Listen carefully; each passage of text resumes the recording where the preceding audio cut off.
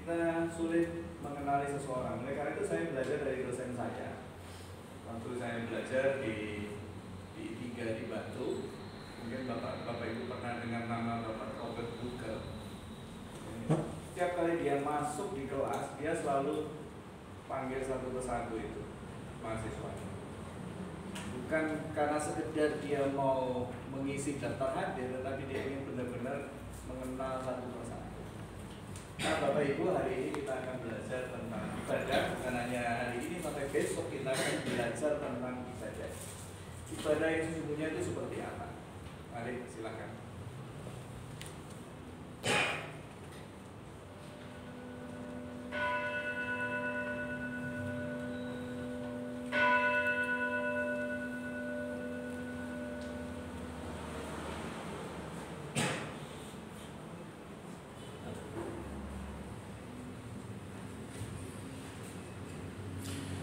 Shalom, selamat pagi jemaat sekalian kasih Tuhan. Kami mengucapkan selamat datang bagi jemaat yang ada di dalam gedung gereja, dan kami juga mengucapkan selamat beribadah pada seluruh jemaat, baik yang ada di gedung gereja maupun yang ada di rumah. Jemaat sekalian kasih Tuhan, ibadah pada pagi hari ini akan dipimpin oleh Bapak Nikolas Kurniawan. Umat yang dikasihi Tuhan, di hari raya Pentakosta ini kita bersekutu untuk memperingati dan menghayati karya Roh Kudus yang memberikan hikmat dan kebijaksanaan. Roh Kudus yang membangkitkan semangat dan membaharui kehidupan. Untuk itu, mari dengan bangkit berdiri dan dengan sukacita kita sambut kehadiran Allah dalam Roh Kudus melalui pujian Datang Ya Roh Kudus.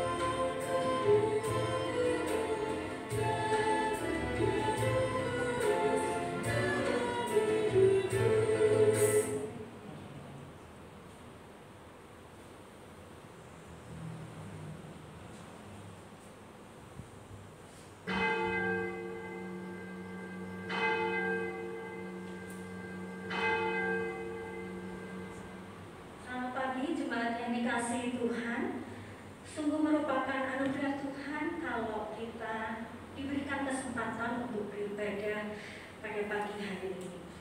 Saya mengajak jemaat untuk bangkit berdiri dan kita akan masuk di dalam saat teduh.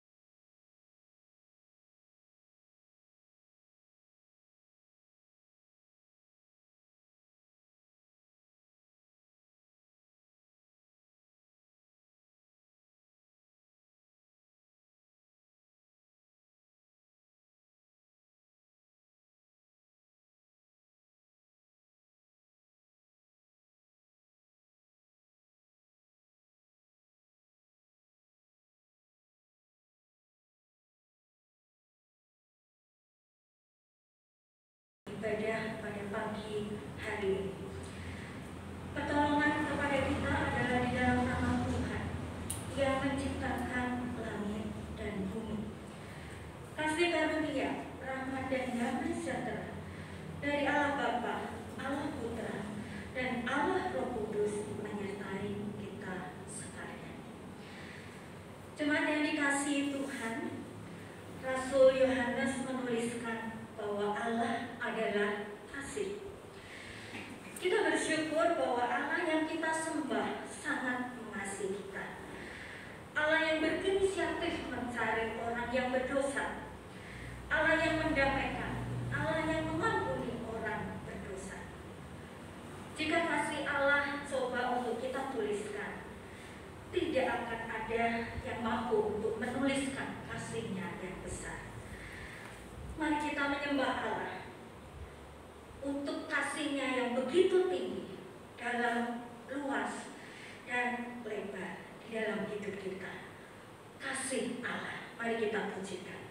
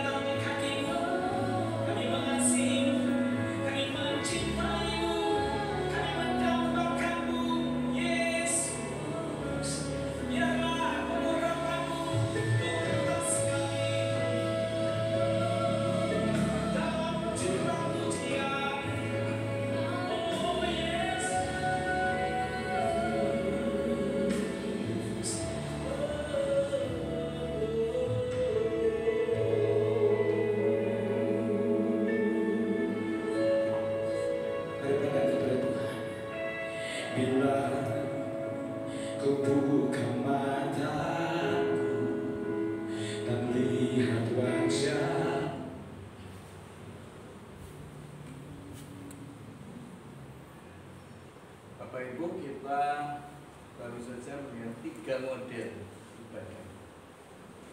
Ibadah yang pertama itu di GKI Bromo, yang kedua di GKKK Malang, yang ketiga di GSCS. Menurut Bapak Ibu, ini jujur ya, dengan hati kita masing-masing, mana yang lebih pas?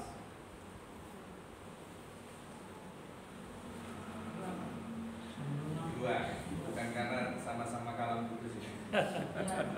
Jangan karena itu Kalam Kudus kita gak enak di sini ada Pak Buyu. Jadi kalau saya bilang yang pertama, nanti Pak Buyu, wah ini Pak Buyu nanti pasti tidak lama adakan rapat BPL. Ditutup. Ya nggak sampai ditutup, paling nggak ada SP1. Kalau orang-orang muda suka yang mana? 3. Ya, itu nggak bisa dipungkiri. Ya, seperti itu. Bapak Ibu, apapun liturgi, sebenarnya itu bukan tujuan dari sebuah ibadah. Oleh karena itu, mari kita melihat ibadah itu lebih dalam dari sekedar sebuah acara. Ya, karena kalau acaranya selesai, ya selesai sudah. Sengaja tadi saya tidak memberikan satu pengarahan kepada Bapak Ibu. Contohnya saja, ketika kita tadi masuk di ibadah pertama, Bapak Ibu sepertinya nggak ada respon. Ketika liturgos mengajak Bapak Ibu berdiri, tidak ada satupun yang berdiri. Demikian juga di ibadah kedua dan juga ketiga. Nah, seringkali kita mendapati, kita sebagai pelayan ibadah, kita mendapati jemaat responnya kayak gitu. Betul kan? Bapak Ibu, saya sedang tidak sedang berkhotbah ini. Saya lebih ingin memberikan satu pemaparan kepada Bapak. Di dalam faktanya, dalam setiap ibadah-ibadah yang kita lakukan mulai dari ibadah minggu sampai di persekutuan. Satu contoh, liturgos menyanyi dengan semangat, jemaat nggak nyanyi. Salah satu alasannya apa yang paling klasik? Aku nggak sholat ini. Bapak Ibu, ketika gereja masih belum punya LCD, pada waktu itu ada OHP, ya, overhead projector, itu yang pakai plastik itu, ya, pernah gunakan itu ya. Nah, sebelum gunakan itu kita ada buku pujian ya. Pujian kidung yang dipakai di Blitar itu yang warna hijau toska itu ya. Jemaat sangat menguasai lagu-lagu di situ ya. Tapi ketika itu sudah masuk OHP, apalagi sekarang LCD, kalau tiba-tiba LCD itu mati, jemaat nggak nyanyi. Kenapa? Nggak apa lagunya, padahal nyanyian itu sudah berapa tahun? Puluhan tahun. Bapak Ibu masih ingat lagu Kidung Pujian nomor 1? Berapa sering itu dinyanyikan? Setiap kali. Sampai sudah tidak pernah dinyanyikan.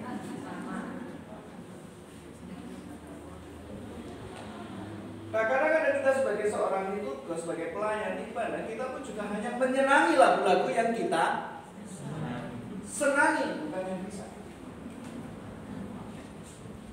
Kalau misalnya nggak senang lagu itu, saya menganggap saya nggak bisa.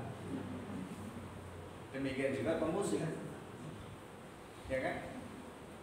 Pemusik itu sebenarnya adalah pengiring. Pengiring itu tempatnya di depan atau belakang, Bapak Ibu? Pengiring ya di belakang, nggak ada manten, pengiringnya di, ya kan? Jadi seorang pemusik itu seharusnya mengikuti yang menyanyi, bukan yang menyanyi disuruh dipaksa ngikuti. Makanya banyak liturgos itu berkumpul dengan pemusik gara-gara itu. Akhirnya terjadi apa? Aku lihat saya liturgos, aku gak boleh main musik, gak enak. Betul kan? Ya. Oh iya. Boleh, iya. Setuju. Nah, itulah fakta, Pak. Nah, ibadah ini sebenarnya bukan bicara soal siapa yang melayani, apa yang kita sajikan, tetapi apakah seluruh umat, termasuk para pelayan ibadah ini, benar-benar merespon bersama. Nah, oleh karena itu, Bapak Ibu, ibadah itu adalah respon terhadap penyataan Allah oleh umat. Apa sih kenyataan Allah itu? Bukan pernyataan Allah ya. Kita tidak bicara pernyataan, tapi penyataan. Allah menyatakan dirinya melalui apa? Paling tidak yang kita pahami secara sederhana itu ada 3. Melalui alam semesta, melalui ciptaannya. Tadi pagi ketika kita bangun pagi, apa yang pertama kita lihat?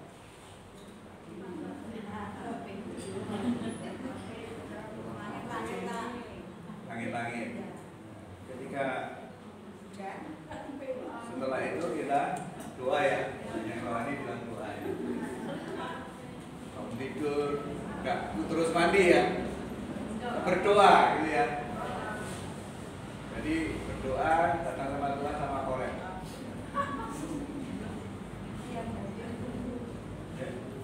Gak pakai cuci muka, gak sikat gigi, datang sama Tuhan. Sudah diajarkan dari kecil, bangun tidurku terus mandi. Dingin, nggak ada apa-apa. Ya, ketika kita keluar kita melihat, kalau kami di belakang, lihat ke belakang, wah, ada sawah membentang walaupun bukan miliknya, ya. Di sana terlihat pemandangan yang indah, langit yang cerah. Apa yang kita katakan? Tuhan sungguh luar biasa. Kita mengenal Tuhan. Kita merespon kehadiran Tuhan melalui ciptaan. Yang kedua, melalui firman-Nya. Ada Alkitab, ada Alkitab. Sekarang sudah zaman modern. Ya. Saya yakin Bapak Ibu semua tidak ada yang bawa Alkitab. Ada. Bagus. Berarti masih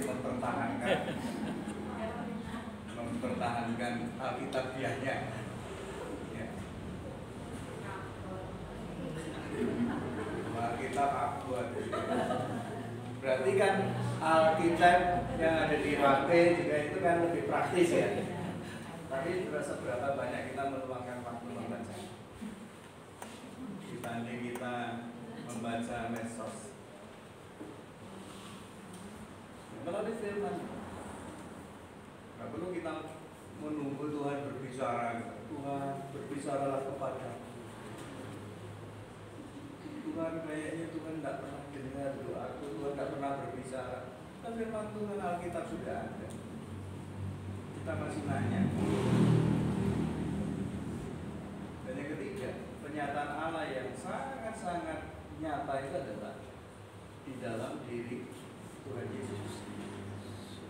Kita mengenal Allah. Siapa mengenal aku, dia mengenal Bapa. Siapa melihat aku, dia melihat Bapa. Jadi ibadah itu sebenarnya ada satu respon. Dan respon itu hanya dua kemungkinan. Kita menerima dia, atau sebaliknya kita menolak dia. Nah, ketika kita menolak dia, maka di sanalah ada namanya penyembah.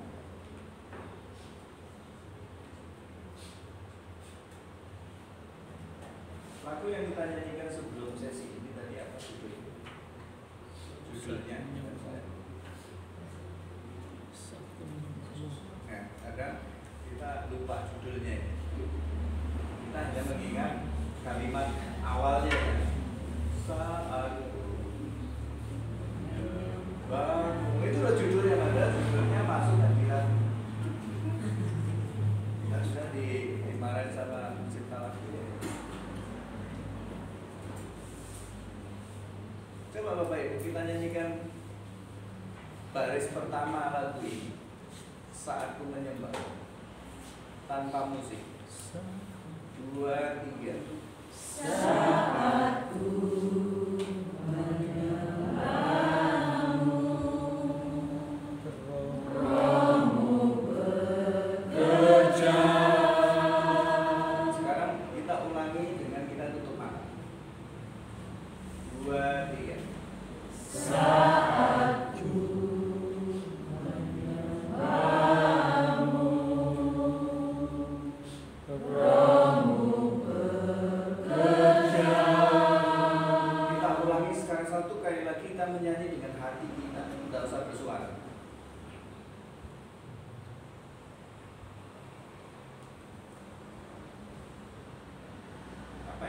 Bapak Ibu pasang.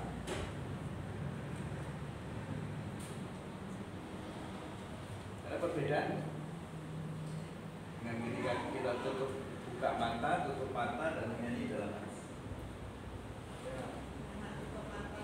Nah, tutup mata, tapi tetap bersuara ya.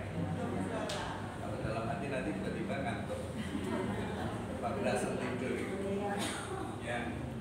Jadi Bapak Ibu, Respon. Respon itu sesuatu yang natural. Ya. Respon itu bukan sesuatu yang dibuat-buat. Ketika Bapak Ibu ketemu dengan orang yang Bapak Ibu kenal, "Hai, apa kabar?" Tadi saya lihat itu beberapa orang gitu ya. Suara jamu. Makanya ada lagu berjamaah yang tidak pernah dinyanyikan selama perjamuan kudus.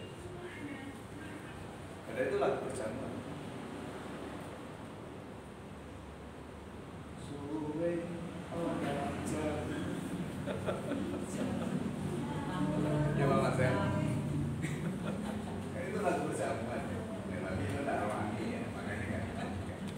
Ya jadi Bapak Ibu, responnya sesuatu yang natural, sesuatu yang tidak dibuat-buat, sesuatu yang nggak dipaksakan. Jadi datang dengan sesuatu yang alami gitu ya. Dan ketika Bapak Ibu ketemu dengan teman lama, udah lama ketemu, bro. Terus kalau udah cerita gitu ya, Pak David, saya minta maaf ya, kalau saya pakai contoh ya, kemarin saya pergi ke rumah Pak David. Pak David ini kemarin rencananya pergi ke Bromo gitu ya, melihat sunrise ya.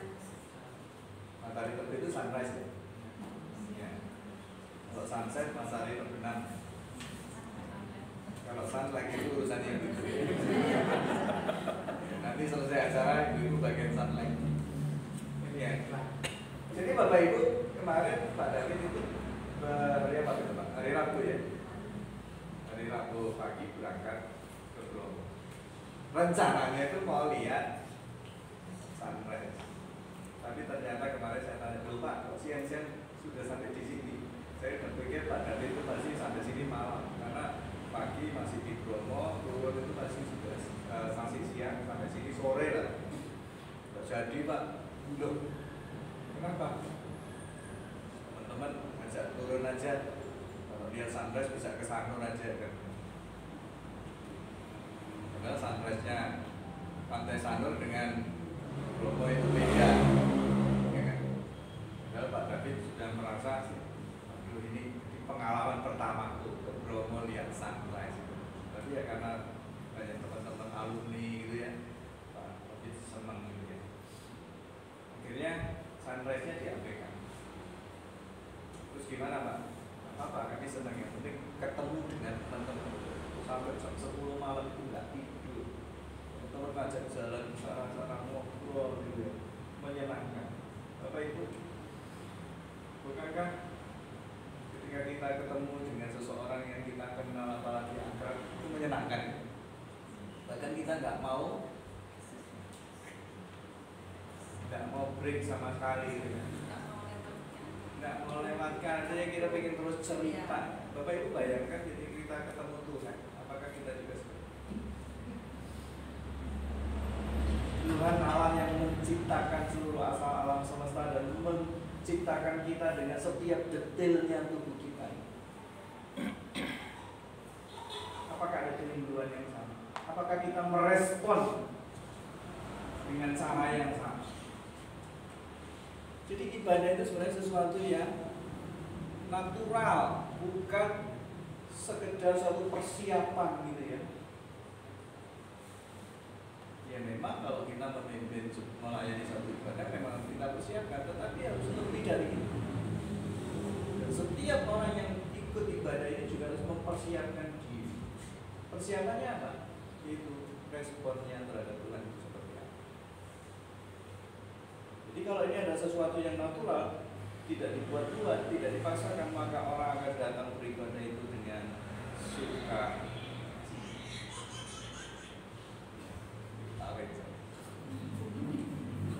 Ya.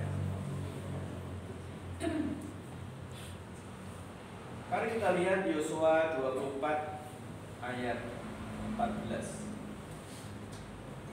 Ini kalau yang di depan kurang terlalu jelas. Maka cukup terbaca sampai belakang. Bisa ya? Oke, yang bisa membaca dengan jelas silakan dibacakan. Siapa saja? Satu orang. Oleh sebab itu takutlah akan Tuhan dan beribadahlah kepadanya dengan tulus, ikhlas, dan setia. Ya Bapak Ibu, mari kita garis bawahi, orang yang takut Tuhan itu dia beribadah kepada Tuhan dengan Tulus ikhlas. apa sih artinya tulus ikhlas? Itu tadi natural tadi. Gak ada yang memaksa, gak ada yang dorong-dorong. Itu datang dari hati dan setia. Apa artinya setia? Setia itu ada hubungannya dengan percaya. Kemarin kami membahas di pertemuan hamba Tuhan itu kata iman dan setia itu adalah sesuatu yang berkaitan erat. Jadi ketika kita beribadah dengan setia, kita sungguh tahu siapa Tuhan yang kita percaya. Dan kita tidak pernah melewatkan sedikit pun. Oleh karena itu, Bapak Ibu, ada dua hal yang kita harus pahami di dalam sebuah ibadah. Yang pertama itu kita berbakti kepada Tuhan dengan hormat. Menurut Bapak Ibu, siapa sih dalam hidup kita yang harus kita paling hormati?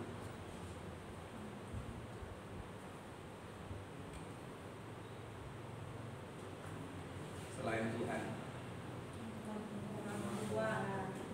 orang tua, karena masuk di dalam 10 hukum. Karena kalau nggak menghormati orang tua, pendek umurnya. Di situ panjang umurnya. Siapa lagi? Ranking kedua. Mami. Itu sudah pacarnya. Gimana ibu-ibu? Suami? Oke. Ya, itu nanti ada pembinaan khusus Pak saya, Pak Sutri. Ya, nanti kita akan buat pembinaan itu Pak. Kayaknya Muncul tema baru. dimunculkan. Nah, tapi saya tidak membahas itu. Artinya kata hormat itu apa hubungannya hormat dengan takut? Kalau orang takut itu, yang ditakuti itu ada di depannya. Kalau yang ditakuti itu dari depannya, sudah nggak takut lagi.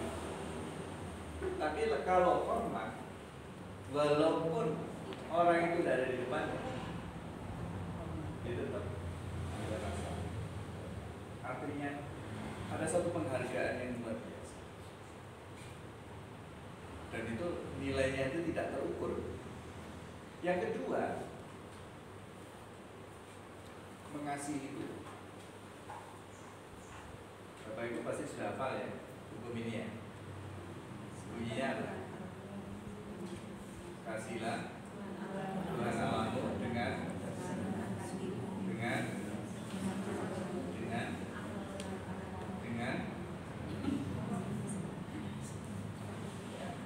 kita lihat. Kasihilah Tuhan Allahmu dengan segenap dan kekuatanmu itu ada di Injil Lukas dan di kitab Ulangan. Artinya apa? Inilah seluruh totalitas hidup kita. Jadi kita mengasihi Tuhan itu dengan hati, dan hati itu ada hubungannya dengan jiwa.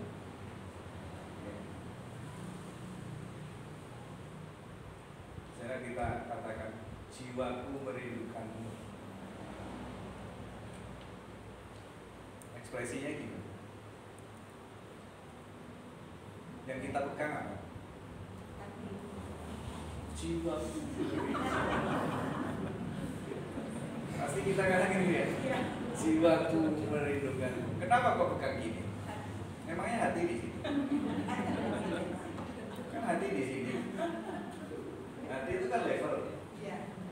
Jiwaku merindukanmu. Pak Marcel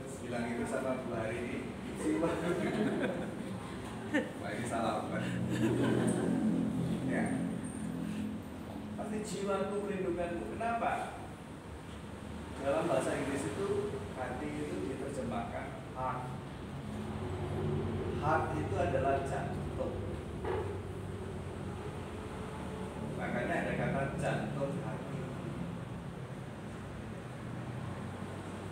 Dan jantung itu tidak ada ceritanya orang kena cancer jantung. Ada 2 organ tubuh yang nggak pernah kena cancer, apa? Jantung dan ginjal. Tapi mereka bisa gagal jantung, gagal ginjal, dan itu fatal. Kenapa? Itu kan sesuatu yang sangat istilahnya apa? Organ yang sangat penting, yang vital dalam hidup kita. Kita mengasihi Tuhan dengan jiwa kita, karena hati dengan jiwa biasanya dihubungkan dengan nyawa. Sriwijaya Air yang jatuh di Laut Jawa menelan berapa korban jiwa? Nggak ada korban orang, jiwa. Penduduk Indonesia jumlahnya berapa jiwa? Artinya dihitung yang hidup, nggak termasuk yang mati. Hidup kita ini karena mengasihi Tuhan. Akal budi, pikiran kita, manusia ini diciptakan berbeda dengan makhluk yang lain.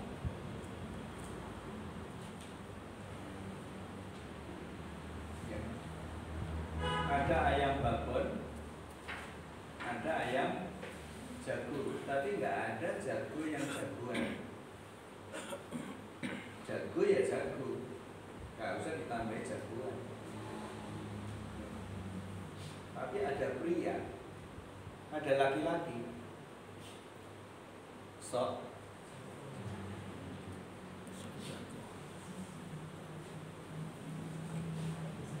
dia nggak dikatakan jagoan kalau nggak ada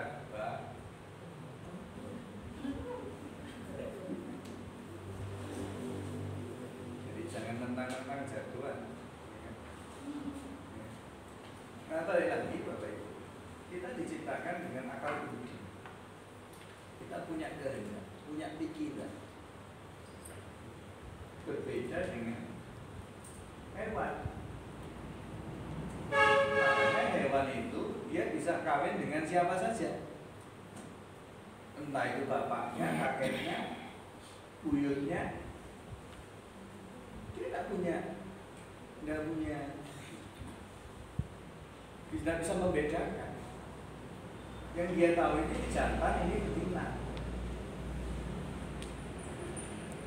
Jadi manusia diberikan kemampuan seperti itu. Nah, kemampuan itu yang digunakan manusia untuk mengasihi Tuhan dan kekuatan. Setiap manusia itu punya kemampuan dan dia bisa melakukan ini, sesuatu ini dan lain sebagainya karena dia mengasihi Tuhan. Itulah sebabnya Bapak Ibu, dengan kita mengasihi Tuhan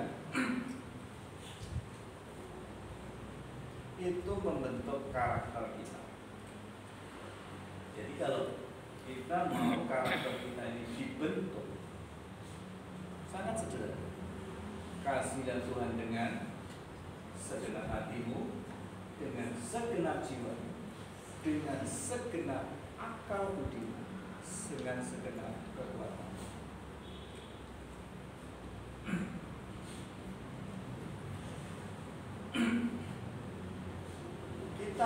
Ketika akal budi bersama dengan kekuatan, itulah seorang Buddha.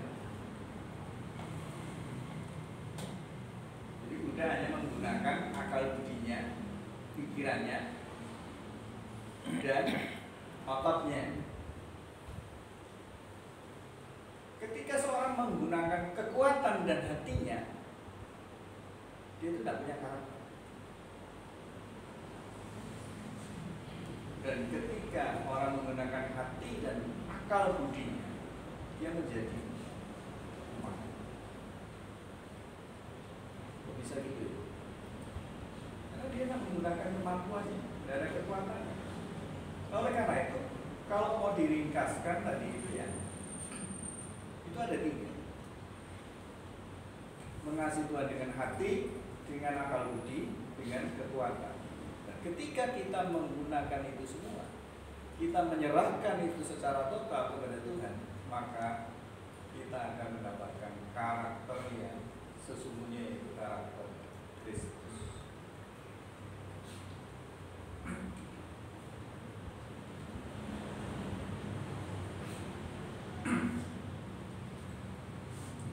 Apa yang saya mau katakan di sini, Bapak? Ketika kita sakit, Bapak Ibu pernah sakit, entah itu sakit kepala, sakit apapun gitu ya. Bukankah itu satu tanda bahaya? Ada orang yang mengabaikan sakitnya. Kalaupun ada orang mengabaikan sakitnya karena sudah bosan, bolak-balik lorowan, bolak-balik ngeluh, yang itu saja. Tapi sesungguhnya itu satu tanda bahaya. Ada yang sesuatu yang tidak beres dalam hidup. Jadi penyakit sakit itu adalah tanda bahaya. Nah, kalau kita sudah tahu itu tanda bahaya, itu harus segera ditangani, tidak bisa didiamkan. Makanya banyak pasien di Indonesia ini pulang dengan kecewa karena tidak ditangani di rumah sakit. Karena apa? Karena dibawa ke rumah sakit itu sudah kronis. Berbeda dengan orang Barat, orang Amerika itu, mereka baru flu itu aja sudah bed rest loh, paling nggak 3 hari. Dan itu di rumah sakit. Karena apa? Mereka berpikir mereka harus sehat, mereka bisa bekerja dan menghasilkan sesuatu. Jadi jangan terlalu negatif dengan motto time is money. Makanya yang paling banyak senang kerja lembur itu orang Indonesia. Ya, lembur itu kan sebenarnya nggak efektif, walaupun gajinya gede ya bapak-bapak ya. Tapi itu kan menyiksa diri. Apalagi sudah pensiun masih buka usaha. Karena pensiun itu harusnya masa menikmati ya. Makanya saya heran banyak orang pensiun kena stroke karena ngoyo. Jadi sesuatu yang menyakitkan itu harus segera direspon. Nah, mengasihi Bapak Ibu itu tidak menyakitkan. Ada mengasihi menyakitkan? Yang menyakitkan itu kalau dikhianati Bapak Ibu. Mengasihi tidak menyakitkan. Bahkan mengasihi itu tidak berbahaya. Mengasihi itu bukan virus, Bapak Ibu. Berarti seharusnya ketika kita mengasihi Tuhan, itu ada sesuatu yang menyenangkan dan sesuatu yang tidak berbahaya. Nah, kalau dikaitkan dengan ibadah, seharusnya ibadah itu sesuatu yang bukan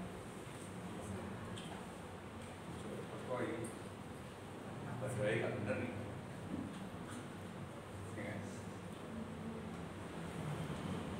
Nah, kalau kita memahami, maka ibadah itu adalah sesuatu yang menyenangkan. Dan sesuatu yang menyenangkan itu kita ingin terus lakukan. Dan itu menjadi kebiasaan. Dan itu akan membentuk karakter, bahkan pribadi yang telah diubah. Hidup tanpa takut Tuhan adalah hidup tanpa standar yang jelas. Standarnya apa? Tadi kita sudah baca itu ya. Itu jika kita berada di ibadah, karakter kita dibentuk. Ibadah itu menyenangkan karena kita mengasihi Tuhan. Dan akibatnya apa? Amsal menuliskan takut akan Tuhan adalah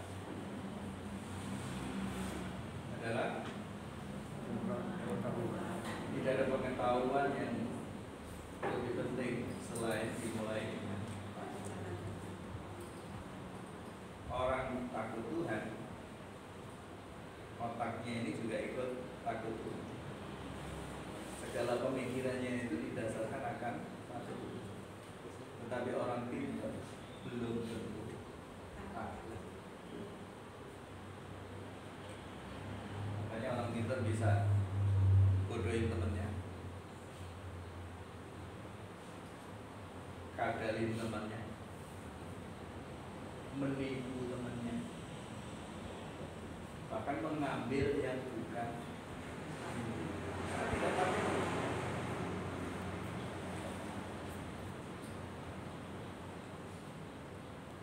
Yosua, di dalam Yosua pasal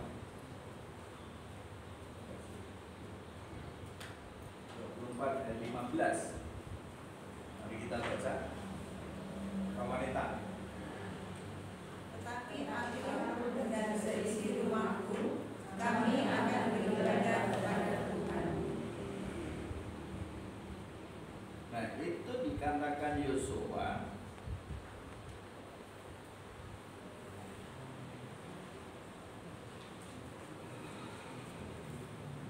di ayat 15. Kalau kita baca secara lengkap, boleh satu orang di antara kita membacakan secara lengkap ayat 15, karena itu kalimat yang terakhir. Yosua 24 ayat 15. Tetapi jika kamu anggap tidak baik untuk beribadah kepada Tuhan, pilihlah pada hari ini kepada siapa kamu akan beribadah. Allah yang kepada nenek moyangmu beribadah di seberang sungai Efrat, atau Allah orang Amori yang dulunya kamu ziarahi. Tetapi aku dan seisi rumahku, kami akan beribadah kepada Tuhan. Yosua mengawalinya dengan satu ajakan atau satu pernyataan. Tetapi jika engkau anggap tidak baik untuk beribadah kepada Allah yang baik, putuskan hari ini. Kamu mau beribadah kepada Allah nenek moyang kita yang ada di seberang sungai Efrat. Artinya siapa? Nenek moyangnya Abraham, yang tidak menyembah Allah Yahweh, atau kepada Allah orang Amori yang ada, bangsa yang ada di sekitar. Jadi ada dua kemungkinan. Orang Israel itu menyeleweng dari Tuhan, berbalik dari Tuhan itu menyembah kembali kepada leluhurnya, atau terpengaruh oleh lingkungannya, atau kamu akan tetap beribadah kepada Allah. Tetapi kalimatnya tidak seperti itu. Kalau kamu menganggap menyembah Allah Yahweh itu nggak penting, ya silakan menyembah Allah leluhur kita, atau menyembah Allah bangsa-bangsa di sekitar kita. Tetapi Yosua katakan, aku dan seisi rumah akan tetap beribadah kepada Allah.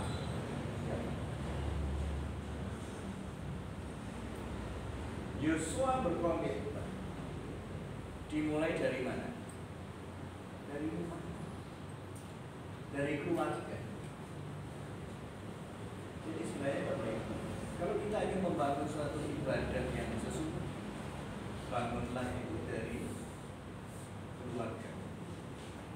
Karena apa Bapak Ibu, kalau kita mau jujur, masalah itu datang dari rumah, bukan dari luar. Kita seringkali menghakimi orang-orang di luar sana.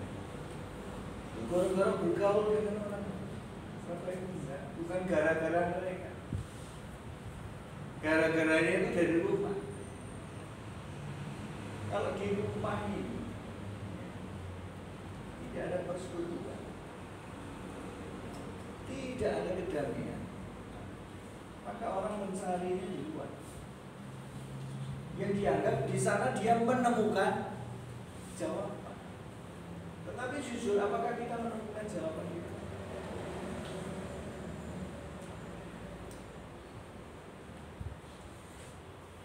Semua masalah datang dari rumah dan harus diselesaikan di rumah. Jangan diselesaikan di luar rumah. Tidak akan selesai. Asal di rumah itu ada Tuhan. Makanya Yosua berani membuat suatu pernyataan, aku dan seisi rumahku menyembah Allah. Itu satu pernyataan yang luar biasa. Ibadah itu ada dua hal yang perlu dipikirkan. Yang pertama, ketika kita beribadah, kita itu melayani Tuhan dengan setia. Karena kata setia itu ditunjukkan di dalam kata beribadah. Kalau orang mengatakan, aku senang kepada seseorang, tapi aku tidak pernah berrelasi dengan orang itu. Aku tidak setia dengan orang itu, apalagi orang itu adalah orang yang paling intim, paling dekat dengan aku. Maka itu bukan artinya aku melayani. Kita mengatakan kita melayani Tuhan. Pertanyaannya, apakah kita setia?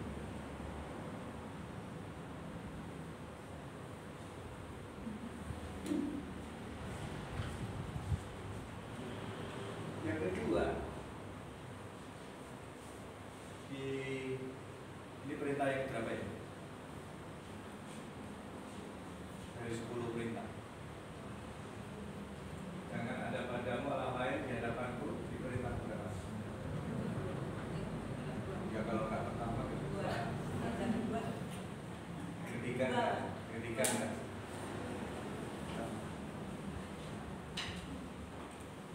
Pertama, kedua. Siapa yang pertama?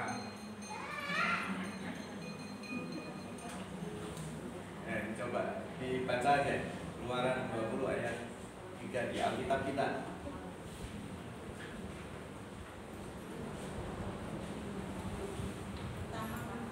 Pertama.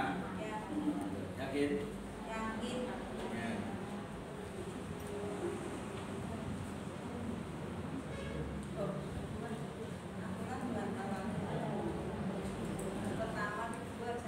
Pertama atau kedua? Jangan gini Bapak Ibu. 1. Pancasila. 2. Ketuhanan Yang Maha Esa. Sampai ke terakhir itu jadi 6 ya.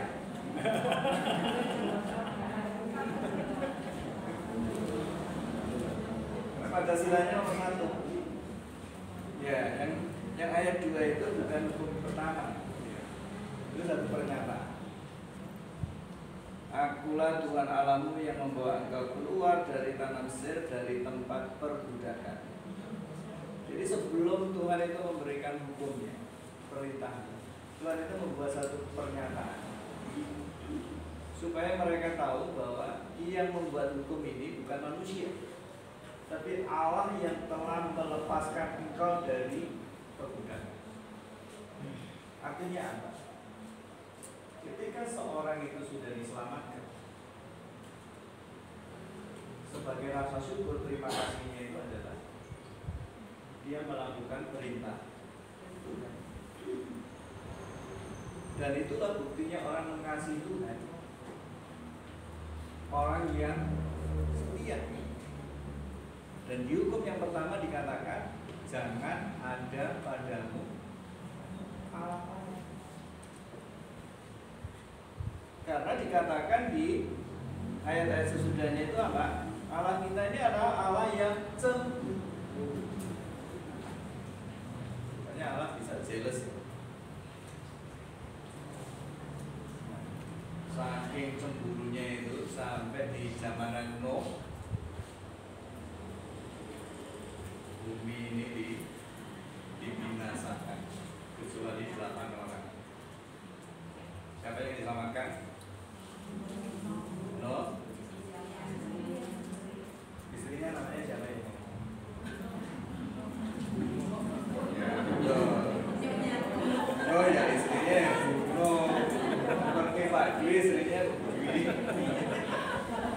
Jangan dibuat berat-berat. Seperti istrinya Ayub, ya Bu Ayub.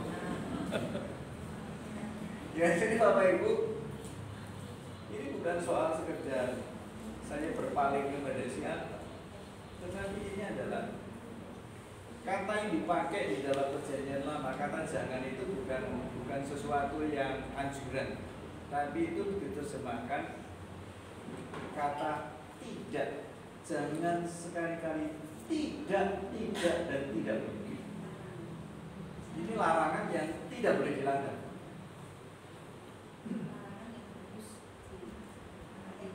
Larangan yang harus dijalankan.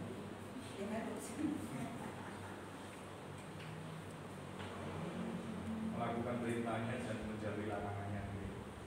Biasanya gitu ya. Ya, jangan ada padamu Allah lain. Karena pada zaman itu ada banyak Elohim, Allah-Allah lain yang bukan Allah Yahweh. Makanya Allah di sini memperkenalkan diri.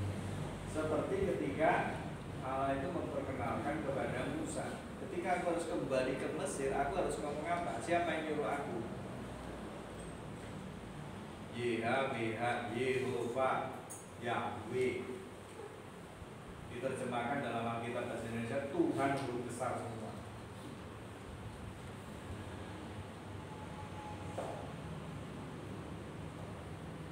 Seorang pengkhotbah besar sudah meninggal, namanya Billy Graham. Pernah dengar? Pernah sekali. Beberapa orang sudah sering kali. Ini pengkhotbah dunia, lebih dari Pak Stephen Tong. Enggak ya, sama-sama Tuhannya ya. Gak ada yang lebih, gak ada yang kurang. Hamba Tuhan yang dipakai luar biasa.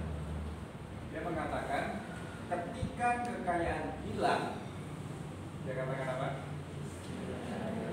Jadi kalau kekayaan kita hilang itu sangat susah. Sebenarnya gak ada yang hilang. Karena ketika kita kehilangan itu rasanya seperti kita menemukan. Kok bisa?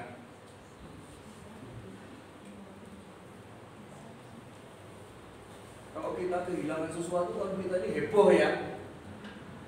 Tapi kalau kita menemukan sesuatu, heboh juga kan? Sama. Jadi jangan kita berpikir ketika kita kehilangan itu makanya membuat hati kita menjadi gundah gulana dan kita ini nggak mau makan, nggak bisa tidur gitu ya. Bayangkan ketika kita menemukan sesuatu. Jadi bagi orang percaya kehilangan itu bukan sesuatu yang sungguh-sungguh. Karena suatu saat akan bertemu. Karena ada lagunya. Sampai bertemu.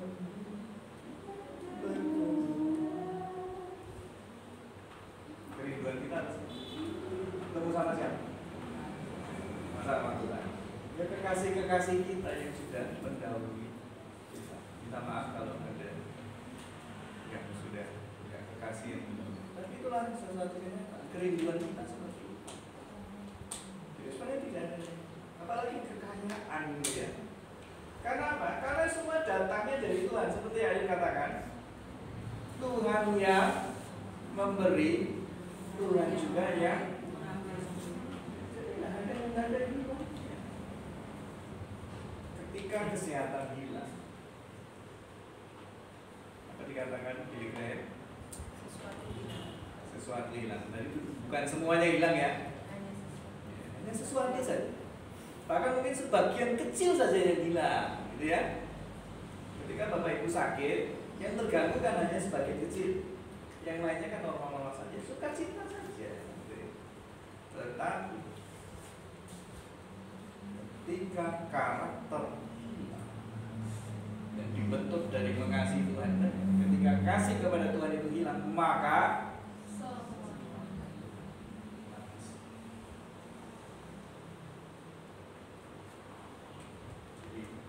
bangunlah ibadah dengan cara yang benar.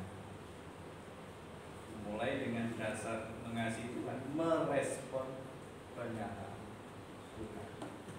Mari kita baca sama-sama. Mari baca sama-sama. Bapak Ibu terpukau ya. 2, 3. Ya.